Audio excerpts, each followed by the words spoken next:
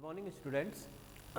आज हम लोग बात करने वाले हैं बायोलॉजिकल इंटरेक्शन, ठीक है, जो कि आपके जो इकोसिस्टम वाला हम चैप्टर पढ़ रहे हैं उसी का एक बहुत ही इंपॉर्टेंट पार्ट है, ठीक है। जिनने हमारे प्रीवियस वीडियोस नहीं देखे हैं वो प्लीज़ जाकर के पहले प्रीवियस वीडियोस देखें, ठीक है। वहाँ पर इकोसिस्टम कंपोनेंट्स वगैरह सारा कुछ हमने डिस्क्राइब किया हुआ है, तो अगर आप उनको देखते हैं तो और अच्छे से ये क्लियर होगा, ठीक है। ऐसा नहीं कि समझ में नहीं आने वाला है, समझ में आएगा। देखिए, मैं फिर भी आपको जिन्होंने नहीं देखे वीडियोस उनके लिए एक बार शॉर्ट में मैं बता देता हूँ। इकोसिस्टम इन द सेंस कि जो आपके लिविंग ऑर्गेनिज्म है और हमारा जो इन्वायरमेंट है उन दोनों के बीच का जो रिलेशन है या फिर वो दोनों को ही हम कंबाइनली बोला जाता है इकोसिस्टम, ठीक है। अब इकोसिस्टम छोटा भी हो सकता है, बड़ा भी हो सकता है, जैसे मैंने बताया था कि सी का इकोसिस्टम सबसे बड़ा होता है। देन उसके बाद में कई तरह के मैन मेड भी होते हैं इकोसिस्टम और नेचुरल भी होते हैं। फाइन, चलिए फिर हमने बात की थी कंपोनेंट्स ऑफ इकोसिस्टम। इकोसिस्टम के कंपोनेंट दो तरह के थे हमारे, बायोटिक और एबायोटिक, ठीक है। बायोटिक में लिविंग ऑर्गेनिज्म थे और एबायोटिक में जो था वो हमारा था जो कि जीवित चीज़ें नहीं है, मतलब नॉन लिविंग ऑर्गेनिज्म। अब हम बात करने वाले हैं आज बायोलॉजिकल इंटरेक्शन।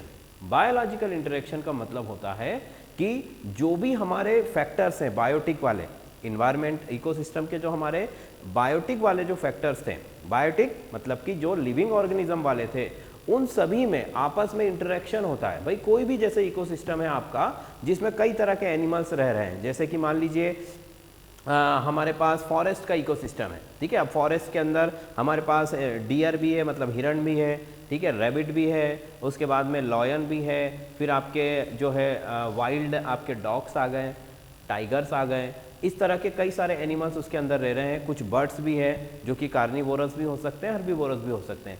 तो ये सभी जो एनिमल्स हैं ये एक दूसरे से इंटरैक्ट करते हैं। इंटरैक्ट करते हैं मतलब एक दूसरे पर डिपेंड होते हैं जीने के लिए, ठीक है, लाइफ के लिए, अपना जीवन जीने के लिए या फूड के लिए ये एक दूसरे पर निर्भर होते हैं, ठीक है। अदरवाइज क्या होगा भाई, एक के बिना दूसरे का काम नहीं चल सकता है। अगर मान लीजिए जो हर्बीवोरस एनिमल्स है, शाकाहारी जीव जंतु हैं, जैसे कि हमारा हिरण है या खरगोश है, अगर ये नहीं होंगे तो कार्निवोरस को फूड कहाँ से मिलेगा, ठीक है।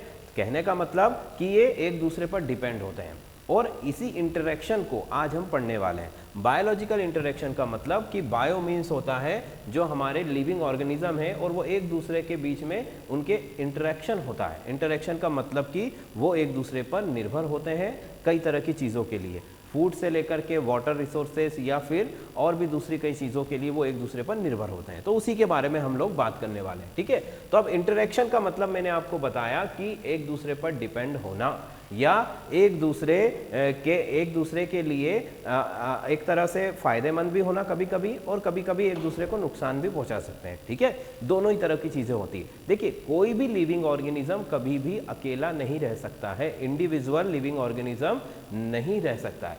वो अगर होगा भी इंडिविजुअल तो वो फिर या तो अदर स्पीसीज या अपनी जैसे स्पीसीज के इंटरेक्शन में होगा ही होगा। जैसे मान लीजिए कोई एक, जैसे बोलते हैं ना, झुंड होता है, मान लीजिए कोई शेरों का झुंड है, उस शेरों के झुंड ने जब वहाँ पर उनके जो बच्चे होते हैं बड़े हो जाते हैं तो उनको झुंड से बाहर निकाल दिया जाता है, ठीक है। तो वो इंडिविजुअल हो जाते हैं, वो अलग हो जाते हैं, अकेले हो जाते हैं। अब वो प्राइड का हिस्सा नहीं है, मतलब झुंड का हिस्सा अब वो नहीं है। बट उसके बाद भी, ठीक है, वो जो इंडिविजुअल लिविंग ऑर्गेनिज्म है वो डिपेंड कर रहा है, वो जीवित तो है और खाना भी चाहिए, उसे पानी भी चाहिए। तो वो किस पर निर्भर करेगा, वो या तो अपनी ही जाति के दूसरे एनिमल्स पर निर्भर करेगा या फिर अदर लिविंग ऑर्गेनिज्म पर निर्भर करेगा। मतलब कि अगर वो अकेला रहता है तो वो उसका जीवन संभव नहीं है, उसका जो अस्तित्व है वो इंडिविजुअली पॉसिबल नहीं है, क्योंकि अब उसे फूड चाहिए तो उसे शिकार करना होगा, ठीक है। अगर शिकार करेगा दैट मीन्स कि वो डिपेंड है किस पर, शाकाहारी जीव जंतुओं पर, मतलब हर्बीवोरस एनिमल्स पर,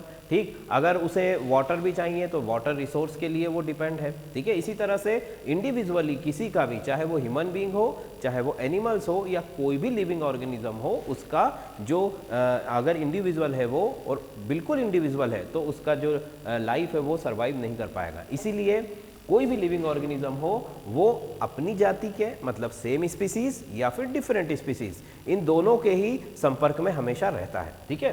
तो आप देखोगे कि इंडिविजुअल का मतलब तो मैंने आपको बता दिया कि इंडिविजुअल जो होता है उसका मतलब होता है कि कोई भी अकेला एनिमल, ठीक है, अकेला एनिमल उसको उसी को हम इंडिविजुअल बोलते हैं। अब उस इंडिविजुअल से बनता है पॉपुलेशन, ठीक है, मतलब कि जनसंख्या। या हम कहते हैं ना कि भाई एक जैसे मान लीजिए मैं अकेला हूँ, ठीक है, अब मेरे जैसे कई सारे इंसान मिल गए तो उसी को हम क्या बोलेंगे, पॉपुलेशन। वैसे ही एनिमल्स के साथ भी है, ठीक है, इंडिविजुअल है, अगर अकेला है तो उसे हम इंडिविजुअल बोलेंगे, अगर उनका एक ग्रुप जैसा बन जाता है तो फिर हम उसको बोलेंगे कि पॉपुलेशन हो गया है। फिर पॉपुलेशन के बाद बनती है कम्युनिटी। कम्युनिटी मतलब उससे भी बड़ा एक रेशो हो जाता है, उससे भी बड़ा एक, जिसको हम बोलते हैं ना कि संप्रदाय बन गया, एक बहुत बड़ी चीज़ हो जाती है। तो पॉपुलेशन, इंडिविजुअल का मतलब अकेला, पॉपुलेशन मतलब एक ग्रुप्स वहाँ पर फॉर्म हो जाता है। देन कम्युनिटी का मतलब होता है कि वहाँ पर जो बायोडाइवर्सिटी है वो भी बहुत रिच हो चुकी है और जो पॉपुलेशन है वो भी बहुत ज़्यादा बढ़ चुकी है। अब उसमें दोनों ही तरह की चीज़ें हो सकती है, मतलब सेम स्पीसीज के एनिमल भी होंगे और डिफरेंट स्पीसीज के एनिमल्स भी होंगे। जैसे मान लीजिए कोई फॉरेस्ट का इकोसिस्टम है, उसमें हजारों लाखों एनिमल्स हैं, ठीक है, तो उसको हम बोलेंगे कि पूरी की पूरी क्या है, कम्युनिटी है। मतलब यहाँ पर कई तरह की पॉपुलेशंस है, भाई शेर भी है वहाँ पर, चीते भी है वहाँ पर, उसके बाद में डियर्स भी हैं, कई तरह के बर्ड्स हैं, पैरासाइट्स हैं, छोटे बड़े पेड़ पौधे हैं, कई तरह की चीज़ें हैं, तो वो एक पूरा कम्युनिटी बन जाता है, ठीक है।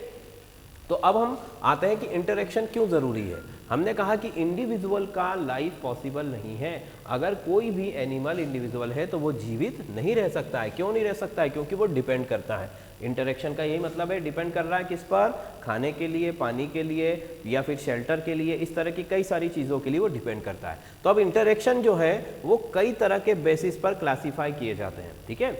इंटरेक्शन को कई तरह के बेसिस पर क्लासीफाई किया गया है। पहला बेसिस हम ले रहे हैं कि वहाँ पर प्रॉफिट और लॉस क्या हो रहा है। मान लीजिए कि दो कोई एनिमल है, वो एक दूसरे से इंटरैक्ट कर रहे हैं, ठीक है। अब हमने कहा कि या तो उन दोनों को प्रॉफिट होगा, ठीक है, या फिर उन दोनों को कुछ ना कुछ नुकसान होगा, ठीक है, या ऐसा भी हो सकता है कि दोनों इंटरैक्ट तो कर रहे हैं बट कोई किसी पर कोई भी इफेक्ट नहीं पड़ रहा है। तो प्रॉफिट और लॉस, या उन्होंने क्या गेन किया या क्या रिड्यूस किया, उसके बेसिस पर वहाँ पर जो है हम इंटरेक्शन को डिवाइड कर सकते हैं। कैसे डिवाइड किया हमने कहा कि एक होता है फेवरेबल इंटरेक्शन। फेवरेबल इंटरेक्शन का मतलब होता है कि ऐसा इंटरेक्शन जिसके अंदर लिविंग ऑर्गेनिज्म को बेनिफिट हो रहा है, ठीक है, मतलब कि एक दूसरे के साथ में रहने से उन्हें फायदा मिल रहा है। इस तरह का जो इंटरेक्शन होता है उसे हम बोलते हैं कि वो फेवरेबल इंटरेक्शन है। फेवरेबल इंटरेक्शन है, जैसे कि एग्जाम्पल, या उसे हम पॉजिटिव इंटरेक्शन भी कहते हैं। एग्जाम्पल हम जैसे क्या दे सकते हैं इसमें, भाई ऐसा कोई एग्जाम्पल आप सोचिए जिसमें दो लिविंग ऑर्गेनिज्म साथ में रह रहे हो और उन दोनों को ही फायदा हो रहा हो, या कम से कम उन दोनों में से किसी एक को फायदा हो रहा हो, ठीक है। जैसे कि मान लीजिए कि आपका शेर है, शेर ने खाया किसको, हिरण को, ठीक है, तो शेर को तो फायदा हुआ, ऑब्वियसली हिरण को फायदा नहीं हुआ। बट इस तरह का जो इंटरेक्शन है वो एक तरह से पॉजिटिव इंटरेक्शन में आता है। कभी कभी ऐसा भी होता है कि दोनों एनिमल्स को फायदा होता है, ठीक है, दोनों एनिमल्स को फायदा, जैसे कि मान लीजिए क्या बोल सकते हैं हम, फायदे वाला कोई एक एग्जाम्पल जिसमें दोनों को बेनिफिट हो रहा हो, ऐसा कौन सा एग्जाम्पल हो सकता है। जैसे कि मान लीजिए कि कोई बुफेलो है, कोई भैंस है, या बुफेलो का बहुत बड़ा झुंड है। अब हमें पता है कि जो बुफेलोस होते हैं, भैंसें होती हैं, उनमें कई तरह के पैरासाइट्स होते हैं, ठीक है, छोटे बड़े कई तरह के पैरासाइट्स होते हैं जिनकी वजह से उनको काफ़ी प्रॉब्लम्स भी होती, इन्फेक्शंस भी हो जाते हैं, ठीक।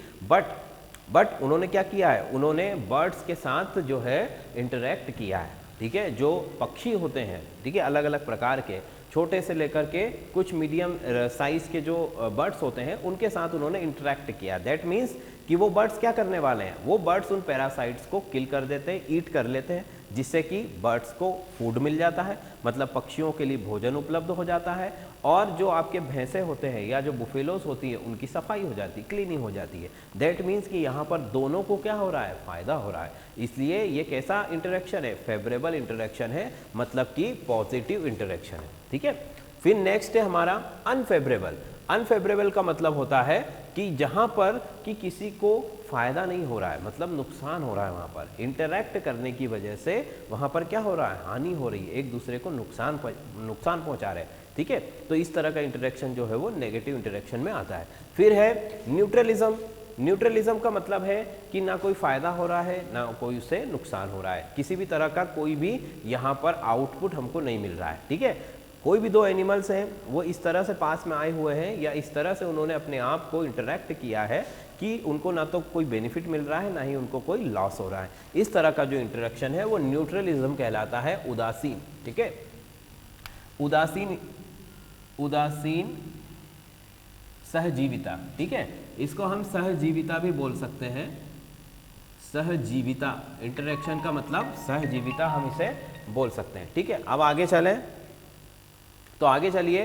तो अब हमने इंटरेक्शन को क्या किया है कि फिर से क्लासिफाई किया है। ठीक है, इंटरेक्शन को हमने क्लासिफाई किया है, उसको विभाजित किया है, वर्गीकृत किया है अलग अलग प्रकार से। कैसे प्रकार से कि देखिए, हमने उसको 3 टाइप्स में डिवाइड किया है। पहला है कंपटीशन, मतलब कि स्पर्धा। दूसरा है सिम्बायोसिस, मतलब सहजीविता। ठीक है, जो कि एक तरह का इंटरेक्शन है। और तीसरा है प्रेडेटेशन, मतलब कि प्रेडेशन। प्रेडेशन का मतलब होता है कि जिसमें एक शिकारी होता है और एक शिकार होता है। ठीक है, तो अब एक एक करके हम इसके बारे में बात करने वाले हैं। तो कंपटीशन का मतलब है स्पर्धा। अब हमें पता है कि हमारा जो टाइम है आज का वो कैसा है, कंपटीशन का है। हर जगह कंपटीशन है। ठीक है, मतलब एग्जाम्स में ले लीजिए, जॉब्स में ले लीजिए, किसी भी फील्ड में आप चले जाइए, कंपटीशन आपको मिलेगा। ठीक है, तो उस कंपटीशन की वजह से हमें क्या होता है भाई, अगर मान लीजिए कोई जॉब का वैकेंसी आया तो वहाँ पर कितने सारे एप्लीकेशंस आ जाते हैं। मान लीजिए एक कोई वैकेंसी, उस पर 100 एप्लीकेशंस है, तो अगर आप उस जॉब के लिए ट्राई करने वाले हो तो आपको क्या होगा, आपका जो सक्सेस का परसेंटेज है, मतलब जॉब अगर आपको मिले उसकी जो संभावना है वो कैसी हो जाएगी, बहुत कम हो जाती है। तो कंपटीशन में क्या होने वाला है, कंपटीशन में आपका जो बेनिफिट है, ठीक है, बेनिफिट की जो पॉसिबिलिटी है वो कम हो जाती है। दैट मीन्स कि आपको सरवाइव करने के लिए किसी दूसरी स्पीसीज के साथ या फिर अपनी ही स्पीसीज के मेंबर्स के साथ जो है कंपटीशन करना पड़ता है, स्पर्धा करना पड़ता है। ठीक है, इसी तरह से एनिमल्स में भी होता है। अब एनिमल्स में किस बात का कंपटीशन होगा भाई, एनिमल्स में क्या क्या चीज़ें होती है, उनको खाना चाहिए होता है, उन्हें शेल्टर चाहिए होता है और उनको वाटर के रिसोर्सेज चाहिए। तो इन्हीं चीज़ों के बीच में या फिर मेटिंग के लिए उनके बीच में कंपटीशन होता है। तो अब हम देखेंगे कि कंपटीशन जो है, स्पर्धा, उसमें कॉम्पीट कर रहे हैं एनिमल्स, एक दूसरे से लड़ रहे हैं या झगड़ रहे हैं या एक दूसरे को डोमिनेट करने की कोशिश कर रहे हैं। अब ये डोमिनेशन 2 तरह का हो सकता है। कैसे 2 तरह का हो सकता है, तो देखो जरा कि एक तो होगा समान जातीय सदस्यों में, ठीक है, और दूसरा होगा यहां पर विजातीय सदस्यों में, समान जाति सदस्यों में और दूसरा विजातीय सदस्यों में। मतलब कि समान जाति क्या हुई, समान जाति का मतलब सेम स्पीसीज मीन्स जैसे 2 शेर हैं, उनके बीच में कंपटीशन हो रहा है। ठीक है, हमने देखा होगा कई बार टीवी पर कि शेरों का अपना कोई मतलब एक तरह से पूरा एरिया होता है, इलाका होता है, जिसमें वो रहते हैं अपनी प्राइड के साथ, अपने झुंड के साथ। ठीक, अगर मान लीजिए वहाँ पर कोई दूसरा बाहर से कोई शेर आ जाता है, ठीक है, बाहर से कोई दूसरा लॉयन आ गया, तो वो उसको कम्पीट करने के लिए चैलेंज करता है। ठीक है, फिर क्या होता है, फिर दोनों में फाइट होती है और जो भी विनर होता है फाइनली वो उस एरिया पर जो है राज करता है या उस जगह पर जो भी रिसोर्सेज है उसका यूज़ करता है। तो हमारा यहाँ पर क्या है, 2 समान जातियाँ हैं, दोनों शेर हैं, उनके बीच में कॉम्पिटिशन हो रहा है। ठीक है, ऐसा कंपटीशन आपको कार्निवोरस में भी मिलेगा और हर्बीवोरस में भी मिलेगा। ठीक है, आप जो हमारे हर्बीवोरस है, शाकाहारी है, ठीक है, उनके बीच में भी कंपटीशन होता है भाई। जैसे कोई झुंड है, उसका लीडर बनने के लिए कंपटीशन हो रहा है, या फीमेल्स हैं, उनको उन पर जो है अपना अधिकार बनाने के लिए कंपटीशन हो रहा है। तो कंपटीशन तो कार्निवोरस हो या हर्बीवोरस हो, दोनों ही तरह के एनिमल्स में होगा। ठीक है, और इतना ही नहीं, छोटे छोटे बैक्टीरिया, वायरस, पैरासाइट्स में भी कॉम्पिटिशन्स होता है। ठीक है, अपनी ग्रोथ को बढ़ाने के लिए बैक्टीरिया दूसरे बैक्टीरियाज को जो है उसकी जो ग्रोथ है उसको इंड्यूस भी कर सकते हैं, मतलब उसको कम भी कर सकते हैं। ठीक है, या फिर कोई ऐसा वो केमिकल रिलीज कर सकते हैं जिससे अदर जो फॉर्म्स है बैक्टीरियाज के वो किल हो जाते हैं। किसी तरह का कोई पॉइजन भी वो सिक्रीट कर सकते हैं। दैट मीन्स कि कोई भी स्पीसीज हो, किसी भी साइज की हो, किसी भी शेप की हो, वो अपने जो रिसोर्स हैं उनकी सेफ्टी के लिए कॉम्पीट करता है, उनकी सेफ्टी के लिए वो लड़ता है। ठीक है, क्यों लड़ेगा, क्योंकि अगर वो नहीं लड़ेगा तो वो रिसोर्स जो है वो क्या हो जाएंगे, वो रिसोर्स उसके खत्म हो जाने वाले हैं। और अगर रिसोर्स खत्म हो गए तो उसकी लाइफ भी क्या हो जाएगी, खतरे में पड़ जाएगी। इसीलिए समान जाति के दो सदस्यों के बीच में अगर कंपटीशन होता है, ठीक है, तब भी वो रिसोर्स के लिए ही लड़ रहे होते हैं। ठीक, हर्बीवोरस, कार्निवोरस, कुछ भी हो, दोनों में कंपटीशन हो सकता है। फिर दूसरा होता है हमारा विजातीय सदस्यों, मतलब डिफरेंट स्पीसीज। डिफरेंट स्पीसीज के लिए डिफरेंट स्पीसीज में कंपटीशन होना। अब हम इसको कैसे एक्सप्लेन कर सकते हैं भाई, जैसे मान लीजिए दो शेर है, उनका तो खैर समझ में आता है कि वो दोनों एक ही इलाके के लिए लड़ रहे हैं। अगर दो स्पीसीज अलग अलग, जैसे शेर है और आपका मान लीजिए कोई हिरण है, इसके बीच में कैसे कंपटीशन हो सकता है भाई?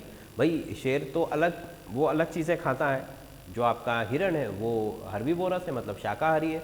तो फिर इन दोनों में किस तरह का कंपटीशन हो सकता है? तो डिफरेंट स्पीसीज जो होती हैं, ठीक है, डिफरेंट स्पीसीज में भी एक चीज़ सेम होती है। वो सेम चीज़ क्या होती है? वो वाटर रिसोर्सेज हो सकते हैं, ठीक है। जैसे कि वैसे तो अगर शेर और हिरण के बीच कोई कंपटीशन होता ही नहीं है, क्योंकि वो तो उसको किल कर देगा, ठीक। बट अगर मान लीजिए हम किसी दूसरे कार्निवोरस को ले सकते हैं, जैसे कि मान लीजिए शेर के सामने कोई लेपर्ड आ जाता है, ठीक है। अब वो भले डायरेक्टली उसको चैलेंज ना कर सके, या कोई टाइगर आ जाता है जो दोनों को एक दूसरे को वो लगभग इक्वल पावर के होते हैं, तो डायरेक्ट हो या इनडायरेक्टली वो क्या करेगा? मान लीजिए किसी इलाके में 10 हिरण है, ठीक है, कोई एक शेर है, उसका इलाका है, उसमें 10 हिरण है। अब एक शेर उसमें पहले से है, बट दूसरा जो भी आपका कॉम्पिटिटर है, जैसे कि मान लीजिए लेपर्ड है, वो आकर के इन हिरण को चुपके से खा जाता है, ठीक है। क्योंकि लेपर्ड क्या करेगा? लेपर्ड आकर के हिरण का शिकार करके और उसको किल करके खा जाएगा। अब उससे होगा क्या भाई? शेर को वो डायरेक्टली चैलेंज नहीं कर रहा है, बट फिर भी वो क्या कर रहा है? उसके जो रिसोर्स है उसको फिनिश कर रहा है, उसको तबाह कर रहा है, डिस्ट्रॉय कर रहा है।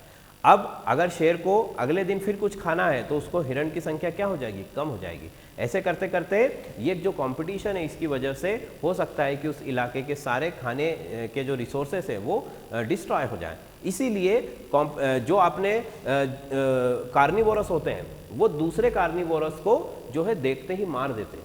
अगर उनकी पहुंच में वो आ जाते हैं, चाहे वो किसी भी स्पीसीज के हो, चाहे वो डॉग्स हो, चाहे वो हाइनाज हो, चाहे वो आपका चीता हो, या फिर लेपर्ड हो, या फिर टाइगर हो, कोई भी हो, ठीक है, वो उसको देखते ही क्या कर देते हैं? मार देते हैं, ठीक। और कभी कभी क्या होता है कि हर्बीवोरस और कार्निवोरस के बीच में भी कंपटीशन होता है। जैसे कि जो बुफेलोस का जो पूरा प्राइड होता है, झुंड होता है, वो कभी कभी शेर के बच्चों पर भी हमला कर देता है। उसका कारण क्या है? कि उन्हें पता है कि ये बड़े होकर क्या करने वाले हैं? ये हमारा शिकार करने वाले हैं। इसीलिए वो उस कंपटीशन को क्या करते हैं? उस कंपटीशन को ही खत्म करने की कोशिश करते हैं। हालांकि ऐसा बहुत रेयर होता है, कभी कभार होता है, बट होता है कि जहाँ पर दो डिफरेंट स्पीसीज है जिनके सारे रिसोर्सेस डिफरेंट है, बट फिर भी वो एक दूसरे को किल कर रहे हैं, एक दूसरे को मार रहे हैं। क्यों?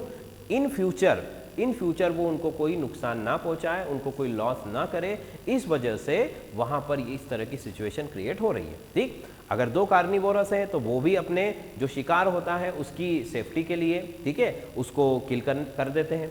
या फिर अगर हर्बीवोरस भी है तो वो इन फ्यूचर उनसे बचने के लिए उनको मार देता है। तो इस तरह से जो कंपटीशन है वो दो तरह का हमने आपको बताया, एक होता है सेम स्पीसीज और एक होता है अलग अलग स्पीसीज के बीच में, ठीक। चलिए फिर अगला जो है हमारा सिम्बायोसिस इंटरेक्शन। सिम्बायोसिस का मतलब होता है कि ऐसे दो एनिमल्स जो एक दूसरे पर डिपेंड कर रहे हैं, ठीक है, अलग अलग तरह से अलग अलग कंडीशंस में जीने के लिए। मतलब कि आप देखिए उसके एग्जांपल्स मैं आपको बताता हूं। तो सिम्बायोसिस में अगेन जो है वो 4 या 5 आपके क्लासिफिकेशन होते हैं। पहला होता है पारस्परिक आश्रय, म्यूचुअलिज्म, ठीक है। अब ये क्या होता है भाई? पारस्परिक आश्रय, इसके नाम से क्लियर है कि वो दोनों एक दूसरे के लिए क्या है? एक दूसरे पर आश्रित हैं, ठीक है। एक दूसरे के बिना उनका, एक दूसरे के सहयोग के बिना उनका काम नहीं चल सकता है, और यहाँ पर दोनों को ही फायदा हो रहा है। मतलब अगर मान लीजिए कि कोई एक स्पीसीज दूसरे से फूड ले रहा है तो बदले में उसे कुछ दे भी रहा है, ठीक है। इसका मतलब ये होता है भाई, पारस्परिक आश्रय का मतलब क्या है? कि आप अगर किसी से कुछ ले रहे हैं तो बदले में उसे कुछ दे भी रहे हैं। तो इसका एग्जाम्पल जैसे हम क्या देख सकते हैं, जैसे यहाँ पर एग्जाम्पल लिखा है हमने, शैवाल और कवक, एल्गी और फंगस, एल्गी और फंगस दो ऐसी चीजें हैं जो एक दूसरे पर क्या हो रही है, एक दूसरे पर डिपेंड है। ठीक है, कैसे डिपेंड है कि देखो जरा कि एक तो उसको शेल्टर प्रोवाइड कर रहा है और दूसरा उसको फूड प्रोवाइड कर रहा है। मतलब कि यहाँ पर खाना और आश्रय, ये दो चीजें उनको एक दूसरे से मिल रही है और इसीलिए वो जो है आपको, वो किसका एग्जाम्पल है, वो पारस्परिक आश्रय का, मतलब म्यूचुअलिज्म का। ठीक, इसके और भी एग्जाम्पल हम दे सकते हैं, जैसे कि मैंने अभी आपसे कहा था कि बुफेलो और बर्ड्स, ठीक है, या फिर कोई भी बिग एनिमल्स जो होता है, बड़े एनिमल्स जो होते हैं और जो बर्ड्स होती है, उनके बीच में रिलेशन हो सकता है। कैसे हो सकता है, जैसे कि उनके ऊपर जो पैरासाइट्स होते हैं उनको खाने के लिए बर्ड्स जो है वो आते हैं, उनके ऊपर बैठते हैं और साथ में बर्ड्स को भोजन मिल जाता है, मतलब पक्षियों को खाना मिल जाता है। और जो भैंसें होती हैं या जो बड़ा एनिमल होता है, चाहे वो हाथी भी हो सकता है, भैंसें भी हो सकती है, जेब्रा भी हो सकता है, उनको उन पैरासाइट से मुक्ति मिल जाती है, वो पैरासाइट से बच जाते हैं। अदरवाइज क्या होगा, वो पैरासाइट्स उनका ब्लड सक करेंगे, उनका खून चूसते हैं, जिसकी वजह से उनको प्रॉब्लम होती है। तो ये भी उसी का एग्जाम्पल है, वो दोनों एक दूसरे पर कैसे हैं, एक दूसरे पर आश्रित हैं। ठीक है, फिर आगे देखिए कि अगला जो है हमारा वो है कमेंसलिज्म, मतलब सहभोजिता। ठीक है, अब इसमें क्या होता है, ये देखो, ये जितने भी एग्जाम्पल है ये सभी सहभोजिता के ही एग्जाम्पल है।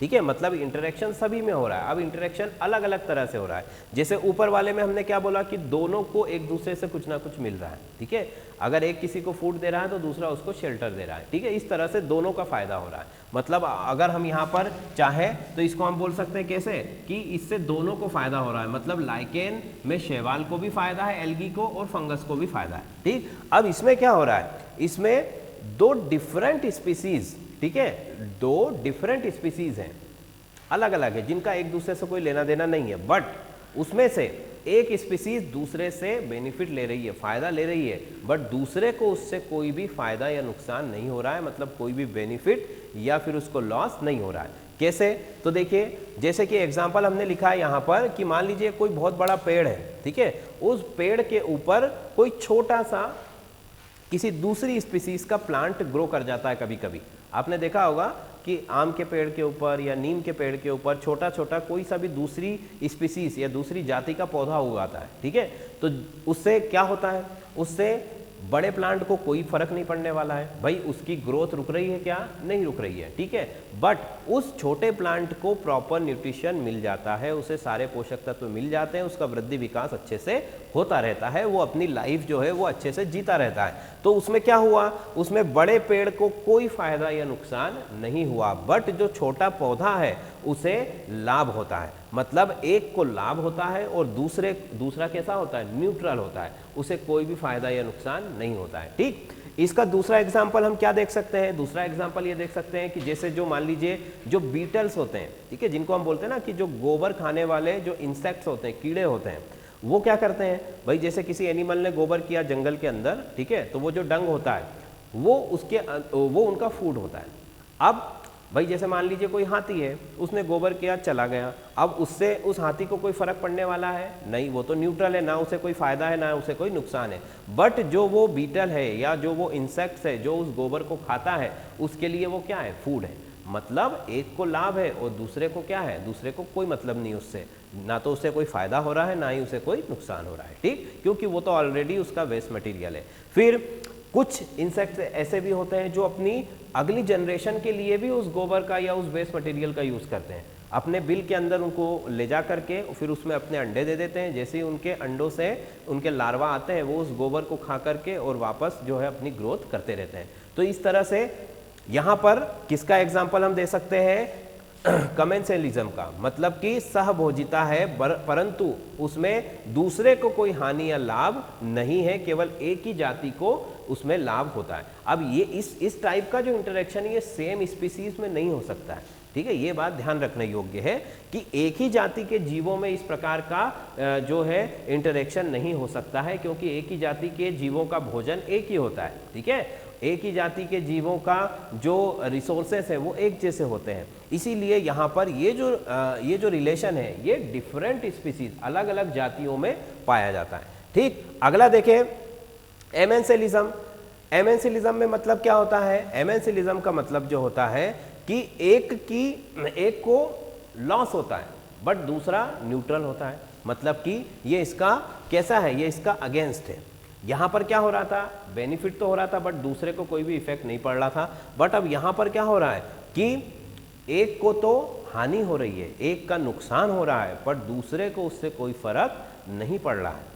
कैसे, इसका एग्जाम्पल हम क्या दे सकते हैं, जैसे हमारा जो फूड होता है, जो अनाज होता है, उसमें फफूंद लग जाती है, फंगस लग जाती है, तो उससे फंगस को कोई लॉस होने वाला है, तो ग्रो कर रही है अच्छे से, बट नुकसान किसका होने वाला है, नुकसान तो हमारे अनाज का होने वाला है। उसकी जो उसका जो मतलब अनाज का जो सेल स्ट्रक्चर है, वो फंगस उसको पूरा तोड़ करके और अपना फूड बना रही है, प्रॉपर फूड खा रही है, और जो अनाज है, जो आपका जो भी है ऑर्गेनिक मटेरियल, वो डिस्ट्रॉय हो रहा है। दैट मीन्स कि यहाँ पर एक स्पीसीज को क्या हो रहा है, बेनिफिट हो रहा है, बट दूसरी स्पीसीज को टोटली लॉस हो रहा है, ठीक है। और जो जिस स्पीसीज को बेनिफिट हो रहा है उसको उससे कोई भी इफेक्ट नहीं पड़ता है। जैसे इसका एक और एग्जांपल हम ले सकते हैं, मान लीजिए कि कोई एक एनिमल है जो कि पॉइजनस सब्सटेंस रिलीज करता है, मतलब जहरीले पदार्थों का उत्सर्जन करता है। समुद्र में इस तरह के कई तरह के जीव जंतु पाए जाते हैं, ठीक है।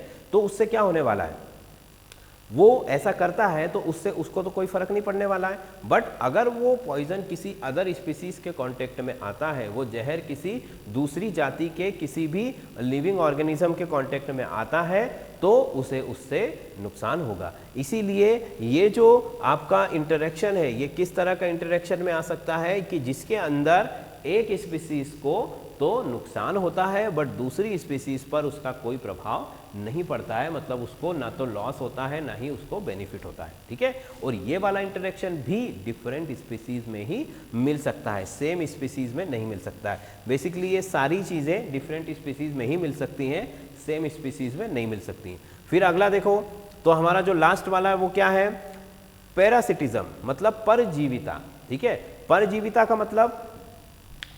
का मतलब यह है कि एक स्पीसीज फायदे में है और दूसरी स्पीसीज नुकसान में। देखो अभी तक ये जो दोनों एग्जांपल थे, इसमें से यहां पर तो एक को फायदा हो रहा था, दूसरा न्यूट्रल था, यहां पर एक को नुकसान हो रहा था, दूसरा न्यूट्रल था। मतलब दोनों ही केस में जो दूसरी स्पीसीज है, ठीक है, वो कैसी है, न्यूट्रल है, मतलब उसको ना फायदा हो रहा है ना नुकसान हो रहा है। बट यहां पर क्या हो रहा है कि एक स्पीसीज बेनिफिट में है बट दूसरी स्पीसीज लॉस में है, मतलब वो दूसरी स्पीसीज का नुकसान कर रही है। जैसे कि इसका एग्जांपल, जैसे कि देखिए पैरासाइट्स, मतलब जैसे जो ह्यूमन हेयर्स होते हैं उनमें हम बोलते हैं ना लाइस, मतलब जू जो होती हैं, जुएँ जो होती हैं वो क्या करती हैं, वो हमारा ब्लड सक करती है, मतलब खून चूसती है, ठीक है, जिससे कि हमें नुकसान होता है बट उनको न्यूट्रिशन मिलता है, मतलब उनका पोषण होता है। इस तरह का जो इंटरेक्शन है उसको हम बोलते हैं पैरासिटिज्म, परजीविता, जिसमें जुओं का तो फायदा है बट ह्यूमन बीइंग का नुकसान है, मतलब एक स्पीसीज का फायदा है,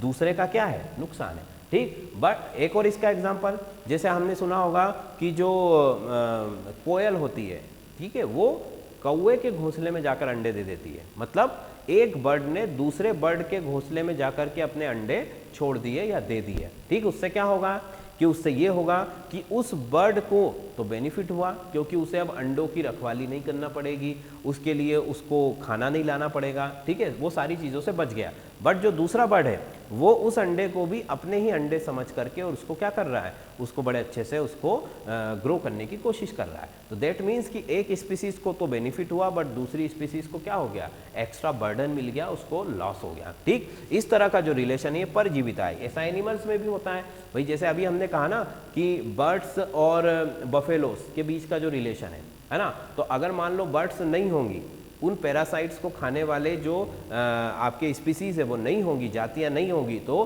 क्या होगा, बफेलोस के अंदर बहुत सारे पैरासाइट हो जाएंगे और फाइनली उसको इतने ज़्यादा इरिटेशन और इन्फेक्शन का सामना करना पड़ेगा, ठीक है। तो ये पैरासिटिज्म जो है, जिसमें एक को फायदा होने वाला है और दूसरे को नुकसान होने वाला है। चलो फिर आगे चले, तो अगला जो है हमारा जो मेजर टाइप है वो होता है प्रीडेशन। प्रीडेशन का मतलब होता है शिकार और शिकारी का रिश्ता, मतलब जो एक प्रेडिटर होता है और दूसरा प्रे होता है, एक शिकारी होता है दूसरा शिकार होता है, जैसे कि शेर और हिरण, शेर और खरगोश, या शेर और बफेलो, ठीक। या फिर मान लीजिए आपका वल्चर है, ठीक है, या चील है, उसका शिकार क्या होता है? उसका शिकार हो सकता है रेट हो सकता है, या कोई छोटा मोटा दूसरा एनिमल हो सकता है। आउल है, उल्लू है, उसका भी शिकार हो सकता है, कोई छोटा मोटा पक्षी हो सकता है या फिर रेट हो सकता है। तो दैट मीन्स कि प्रीडेशन का मतलब क्या है? शिकार और शिकारी।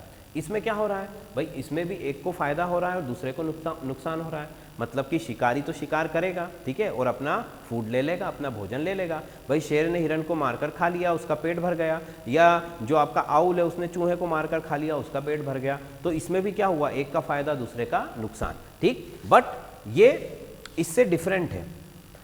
पैरासिटिज्म मतलब परजीविता से पूरी तरह से अलग है। कैसे अलग है?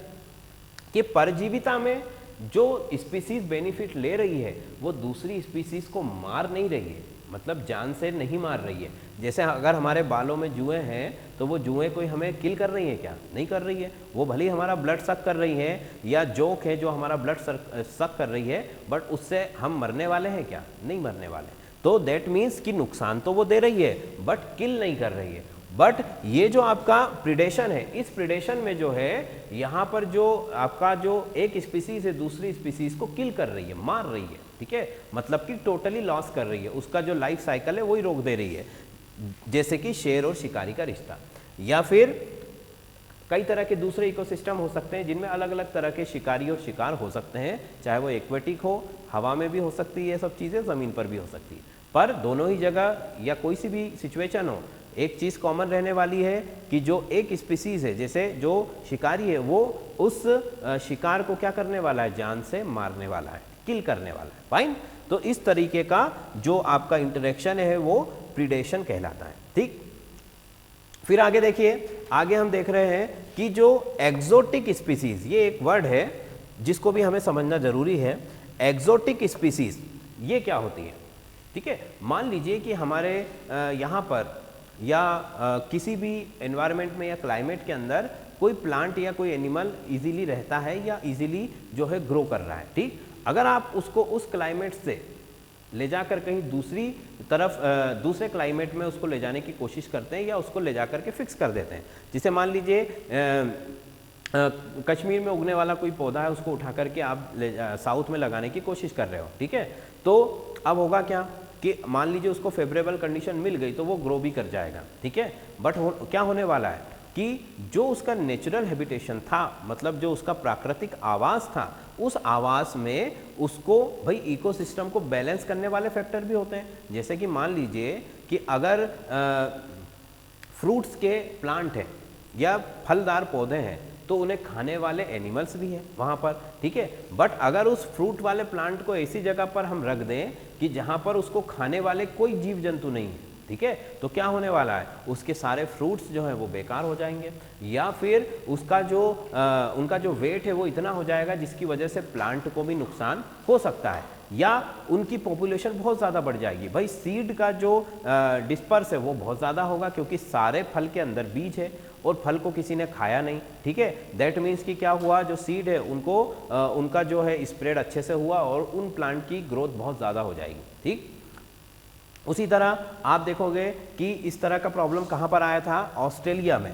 ऑस्ट्रेलिया रैबिट प्रॉब्लम हमने पढ़ा होगा कि ऑस्ट्रेलिया में रैबिट्स को, खरगोशों को पालने के लिए लाया गया था, ठीक है। बट हुआ क्या कि वो जहाँ पर पहले रहते थे, उनका जो प्राकृतिक आवास था, वहाँ पर शिकारी भी होते थे जो उनको खाकर उनकी संख्या को नियंत्रित रखते थे। भाई संख्या का नियंत्रण रखना बहुत ज़रूरी होता है, चाहे वो ह्यूमन बीइंग हो चाहे वो एनिमल्स हो। ह्यूमन बीइंग में तो खैर अपने आप ही होता है, कोई बीमारी की वजह से, एक्सीडेंट की वजह से नेचर कंट्रोल करती है। बट एनिमल्स में क्या होने वाला है? शिकारी होते हैं जो उनको किल कर देते हैं। तो खरगोशों को कहीं और से लाकर ऑस्ट्रेलिया में रखा गया। अब वहाँ पर उनको खाने वाला कोई एनिमल नहीं था, अवेलेबल नहीं था, जिसकी वजह से क्या हुआ कि उनकी पॉपुलेशन बहुत ज़्यादा बढ़ गई, उनकी संख्या बहुत ज़्यादा बढ़ गई और इतनी संख्या बढ़ गई कि वो हर जगह दिखते थे। और इसीलिए फिर गवर्नमेंट को क्या करना पड़ा कि उनको किल करने के लिए ऑर्डर निकालना पड़ा, ठीक है। जो उनको जितने ज़्यादा खरगोश को मारता था उतने ज़्यादा उनको इनाम दिए जाते थे। तो दैट मीन्स कि ये किसका एग्जाम्पल हो सकता है? ये एक्सोटिक स्पीसीज का एग्जाम्पल है कि जहाँ पर उसके नेचुरल हैबिट से हटकर उसको रखा गया तो शिकार या शिकारी ना होने की वजह से भाई अगर शिकार नहीं होगा तो जो शिकारी है वो मर जाएगा। मान लो किसी शेर को ले जाकर आप रेगिस्तान में रख दो, वहाँ पर ना कोई पेड़ है, ना पौधा है, ना कोई खाने के लिए जीव जंतु है, तो वो क्या होगा, मर जाएगा थोड़े दिन के अंदर। या फिर किसी शिकार को, जैसे कि खरगोश है, उसको ले जाकर ऐसी जगह रख दिया जहाँ पर कोई शेर नहीं है, तो वो क्या होगा, वो कि उसकी जनसंख्या थोड़े दिन में बहुत ज़्यादा बढ़ जाएगी, जिसकी वजह से फिर से इकोसिस्टम का बैलेंस बिगड़ जाएगा और सभी को प्रॉब्लम वहाँ पर होने लगेंगी। ठीक, चलिए अब हम क्या करने वाले हैं कि ये जितने भी हमने इंटरेक्शन पढ़े हैं इन सब का एक टेबल बनाते हैं हम। ठीक है, उस टेबल में सभी के लिए हम पॉजिटिव नेगेटिव साइन से ये शो करेंगे कि उसमें किस तरह का इंटरेक्शन हो रहा है। ठीक है, जिससे कि आपको भी रिवीजन भी हो जाएगा और पढ़ने में इजी रहेगा वो। ठीक, तो आप देखो कि अगर हम लेते हैं, यहां से शुरू करते हैं। ठीक है, कंपटीशन। देखिए पहला जो हमारा इंटरेक्शन है वो क्या है, कंपटीशन। कंपटीशन का मतलब है स्पर्धा, जहां पर दो एनिमल क्या करते हैं, एक दूसरे से कॉम्पीट करते हैं, एक दूसरे से स्पर्धा करते हैं, लड़ते झगड़ते हैं। ठीक है, तो इसमें होता क्या है, कंपटीशन में क्या होने वाला है, एक स्पीसीज को फायदा होगा और दूसरी स्पीसीज को क्या होगा, नुकसान होगा। यहाँ पर हम ए और बी दो स्पीसीज ले लेते हैं। ठीक है, वॉटेवर कुछ भी हो सकती है, ए शिकार भी हो सकता है, शिकारी भी हो सकता है, और बी भी कुछ भी हो सकता है। तो यहाँ पर हमने दो स्पीसीज ले ली और इंटरेक्शन का टाइप ले लिया। तो क्या हो रहा है, आप देखो जरा यहाँ पर कि कंपटीशन के अंदर एक स्पीसीज को अगर बेनिफिट है, मतलब हमने उसको पॉजिटिव साइन से शो किया, तो दूसरी स्पीसीज को क्या होगा, ऑब्वियसली नुकसान होगा। ठीक है, मतलब एक को फायदा हो रहा है तो दूसरे को क्या हो रहा है, नुकसान हो रहा है। ठीक है, लॉस हो रहा है। फाइन, इस तरह का जो इंटरेक्शन है उसको हम बोलेंगे कंपटीशन। चाहे वो कैसा हो, सेम स्पीसीज में हो, चाहे वो डिफरेंट स्पीसीज में हो। भाई कितनी भी दो जातियों, समान जाति के सदस्य हो या विजाति सदस्य हो, उन सभी में क्या होने वाला है, उन सभी में आपको जो कंपटीशन मिलेगा उससे एक को फायदा और दूसरे को नुकसान होने वाला है। ठीक, चलो फिर अगला देखो। तो अगला है हमारा सिम्बायोसिस। उसमें ये 4-5 तरह के आपके इंटरेक्शन है। तो उसमें पहला कौन सा है, म्यूचुअलिज्म। म्यूचुअलिज्म का मतलब होता है पारस्परिक आश्रय।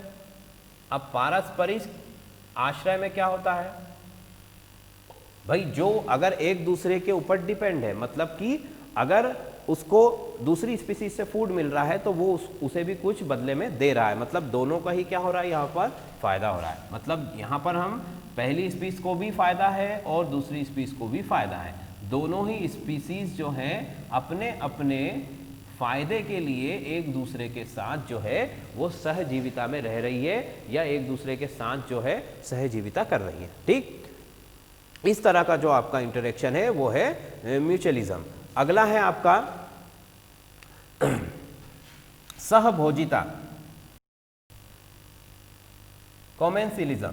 ठीक है, इसका क्या मतलब है भाई, इसका मतलब सहजीविता। ठीक है, इसका मतलब है कि एक को तो फायदा है उससे, बट दूसरा कैसा है, न्यूट्रल है, उसको कोई भी फायदा या नुकसान नहीं है। मतलब एक स्पीसीज फायदे में है और दूसरी स्पीसीज कैसी है, न्यूट्रल है। ठीक है, न्यूट्रल को हम जीरो से शो कर देते हैं यहाँ पर, मतलब ये उदासीन है, मतलब ना कोई इसको फायदा हो रहा है ना कोई इसे नुकसान हो रहा है, बट दूसरी स्पीसीज ने उससे फायदा ले लिया है। ठीक, फिर एमेंसिलिज्म, ये भी एक तरह की सहभोजिता है, साथ में जीव एक दूसरे के साथ मिलकर रहते हैं। ठीक है, तो मिलकर रहने से उनको क्या फायदा हो रहा है कि एक स्पीसीज जो है आपकी उसे तो नुकसान हो रहा है। ठीक है, कैसा हो रहा है, नुकसान हो रहा है, उसे कोई फायदा नहीं हो रहा है, बट दूसरी को कोई फर्क नहीं पड़ने वाला है। वो जिस तरह से अपना जीवन यापन करती है वो वैसे ही करेगी, बट उससे दूसरों को तकलीफ हो रही है। ठीक है, जैसे होता है ना भाई कि क्लास में कोई नॉटी स्टूडेंट होता है जिसकी हरकतों से दूसरों को नुकसान होता है, बट उसे कोई फर्क पड़ता है क्या, नहीं पड़ता है। ठीक है, तो वैसा ही यहाँ पर भी है कि यहाँ पर एक स्पीसीज दूसरी को नुकसान पहुँचा रही है, बट उसे कोई भी फर्क नहीं पड़ रहा है। तो ये एमेंसिलिज्म का एग्जाम्पल है, या एमेंसिलिज्म का जो है टेबल में हम उसको एक तरह से डेफिनेशन मान सकते हैं। जिस भाई इससे फायदा आपको ये होगा कि ये याद करने में आपको बहुत आसानी हो जाएगी। ठीक है, फिर अगला है हमारा पैरासिटिज्म। पैरासिटिज्म मतलब परजीविता। परजीविता में क्या हो रहा था, परजीविता में एक स्पीसीज को फायदा हो रहा था और दूसरी स्पीसीज को क्या हो रहा था, नुकसान हो रहा था। ठीक है, मतलब कि जैसे कि जू और ह्यूमन बीइंग, इसका एग्जांपल हमने दिया था। ठीक है, जिसमें एक को फायदा और दूसरे को नुकसान हो रहा है। फिर अगला जो है आपका प्रीडेशन। प्रीडेशन का मतलब, प्रीडेशन का भी वही मतलब होता है कि एक स्पीसीज को फायदा होता है और दूसरी स्पीसीज को नुकसान होता है, बट उसमें डिफरेंस क्या होता है, डिफरेंस भी बताया मैंने। डिफरेंस होता है कि वो उसको किल कर देता है। भाई देखो, एक को फायदा है दूसरे को नुकसान है, यहाँ पर भी एक को फायदा है दूसरे को नुकसान है, दोनों सेम दिख रहे हैं, बट दोनों में डिफरेंस क्या है कि इसमें उसको वो किल नहीं कर रहा है, तो हम यहाँ लिख देते हैं नॉट किल, इसको मार नहीं रहा है वो, बट यहाँ पर क्या हो रहा है, वो उसको जान से मार रहा है। ठीक है, किल कर रहा है, शिकार कर रहा है उसका। इन दोनों में ये अंतर होता है। ठीक है, बाकी दोनों में जो सिमिलरिटीज है वो भी आपको दिख रही है और जो डिफरेंस है वो भी मैंने आपको यहाँ पर बता दिया है। ठीक, तो इस तरह से जो हमारा इंटरेक्शन वाला जो पोर्शन है वो हमने कंप्लीट कर लिया है। बहुत ही सिंपल सा पोर्शन है और आसानी से समझने वाला है, बट अगर आप प्रीवियस लेक्चर्स को अच्छे से पढ़ते हो, ठीक है, तो यहाँ पर आपको बहुत ज़्यादा आसानी होने वाली है। ठीक, अब हम बात करते हैं कि इसके ऊपर क्वेश्चन किस तरह से आ सकते हैं। देखिए, सबकी अगर आपको डेफिनेशन भी पता है तो उससे रिलेटेड क्वेश्चंस आप कर सकते हो। जैसे कि मान लीजिए पूछा जाता है व्हाट इज फेवरेबल इंटरेक्शन। ठीक है, व्हाट इज फेवरेबल इंटरेक्शन, यहाँ पर आपको 4 ऑप्शन दे दिए गए कि नेगेटिव है, पॉजिटिव है, न्यूट्रल है, ठीक है, या नन ऑफ दिस। तो इस तरह से आप उसको क्या चूज कर सकते हो कि अगर आपको इस वर्ड का मतलब पता है कि फेवरेबल का मतलब क्या होता है, फेवरेबल मतलब कि जिसमें फायदा होता है, वो बेनिफिशियल होता है, तो हम इजीली उसको कर सकते हैं कि पॉजिटिव इंटरेक्शन यहाँ पर होता है। फिर क्वेश्चन के पॉइंट ऑफ व्यू से ये 2 चीज़ें भी पूछी जाती हैं कि इंट्रा स्पेसिफिक इंटरेक्शन क्या होता है और इंटर स्पेसिफिक इंटरेक्शन क्या होता है।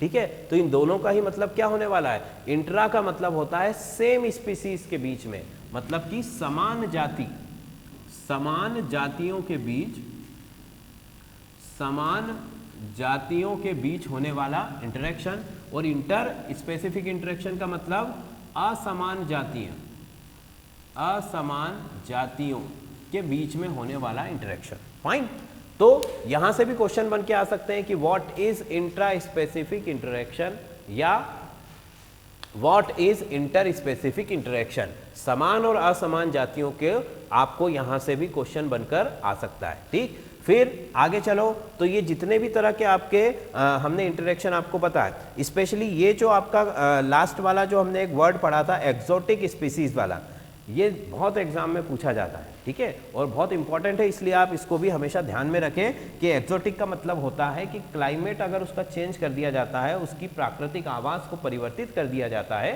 तब जो भी उसको बेनिफिट या लॉस होता है उसको हम बोलते हैं एक्सोटिक स्पीसीज। ठीक है, मतलब बाहर से लाई हुई कोई प्रजाति जो कि बाहर से लाई गई है, जिसको प्राकृतिक आवास में यहाँ पर कोई भी जो शिकारी है या कोई भी उसको नष्ट करने वाली चीज़ें हैं वो अवेलेबल नहीं है। ठीक, फिर सबसे ज़्यादा इन दोनों में अंतर पूछा जाता है।